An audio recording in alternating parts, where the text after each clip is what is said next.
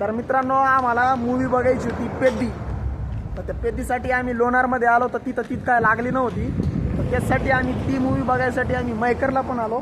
मैकरला पण ती लागली नाही. तर शेवटी आता म्हणलं करावं काय, तर आम्ही मूवी बघितली. कोणती मूवी होती गज भाऊ ती? हॉन्टेड 3D ती मूवी बघितली. मस्त वाटली, एक नंबर. पण आता काय आता आमच्या नशिबातच नाही रामचरण आणि जान्हवी कपूरला बघायचं.